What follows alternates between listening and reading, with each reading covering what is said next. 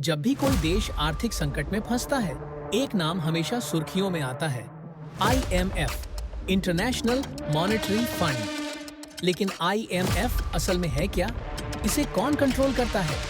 ये अरबों डॉलर का लोन क्यों देता है? और सबसे अहम, इसका असर पाकिस्तान और भारत जैसे देशों पर क्या होता है? IMF की शुरुआत वर्ल्ड वॉर II के बाद हुई।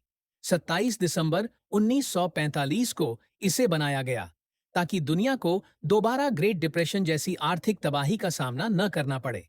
शुरुआत में सिर्फ 29 देश इसके सदस्य थे। आज 2025 तक इसके 190 सदस्य देश हो चुके हैं। IMF का हेडक्वार्टर वॉशिंगटन DC USA में है। ये एक तरह का ग्लोबल बैंक फॉर गवर्नमेंट्स है।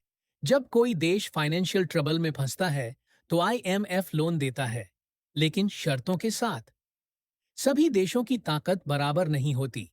IMF में देश का योगदान, जिसे क्वोटा कहते हैं, ये तय करता है कि किसी देश की कितनी वोटिंग पावर होगी। 2025 के टॉप 10 कंट्रीब्यूटर्स ये हैं।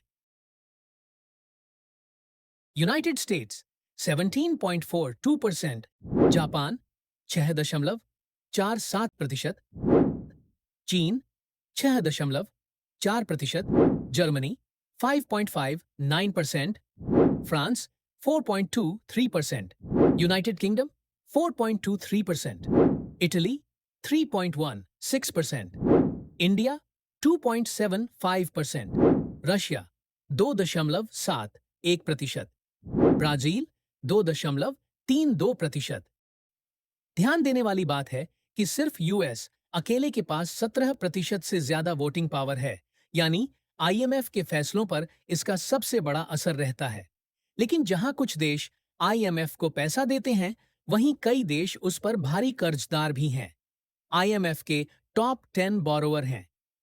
Argentina 4026 crore, Ukraine 1080.26 crore, Egypt 846.14 crore, Ecuador 637.51 crore, Pakistan 610.26 crore, Kenya 302.20 crore, Angola 283.99 crore, कोटे डी आइवरी 262.94 करोड़, घाना 246.1 करोड़ 23 लाख, बांग्लादेश 198.32 लाख करोड़। लेकिन इंडिया इस लिस्ट में नहीं है, यानी इंडिया IMF का कंट्रीब्यूटर है, बोरोवर नहीं। बात करते हैं पाकिस्तान की। क्यों पाकिस्तान बार बार IMF की सुर्खियों में रहता है? जवाब है इकोनॉमिक्स और जियोपॉलिटिक्स दोनों। पाकिस्तान बार बार फाइनेंशियल क्राइसिस का सामना करता है। हाई डेट, लो फॉरेन रिजर्व्स और करेंसी इंस्टेबिलिटी। लेकिन सिर्फ यही कारण नहीं है। असल वजह यह भी है कि यूनाइटेड स्टेट्स ने पाकिस्तान में बड़ी स्ट्रेटेजिक इन्वेस्टमेंट की हुई है। साउथ एशिया, मिडिल ईस्ट और सेंट्रल एशिया के क्रॉस रोड्स पर बसे पाकिस्तान की जियोग्राफिकल लोकेशन इसे और भी महत्वपूर्ण बनाती है। यही कारण है कि IMF के लोन्स पाकिस्तान के लिए सिर्फ इकोनॉमिक्स का मामला नहीं, बल्कि ग्लोबल पॉलिटिक्स का हिस्सा भी है। US की पाकिस्तान में मौजूदगी कई रूपों में दिखती है। Military add, infrastructure and development projects, private sector and corporate investment, security and defense investment, diplomatic and soft power. Investment यही वजह है कि पाकिस्तान और IMF का रिश्ता इतना जटिल है। तो इंडिया की स्थिति क्या है?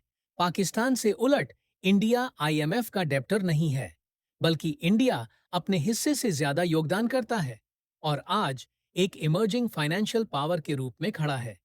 लेकिन IMF के लोन हमेशा आसान नहीं होते। इसके साथ आते हैं कंडीशंस, सब्सिडी काट, टैक्स रिफॉर्म्स और ऑस्टेरिटी मेजर्स। सपोर्टिव्स कहते हैं IMF देशों की इकोनॉमी स्टेबलाइज करता है, लेकिन क्रिटिक्स मानते हैं कि IMF की शर्तें आम जनता को नुकसान पहुंचाती हैं।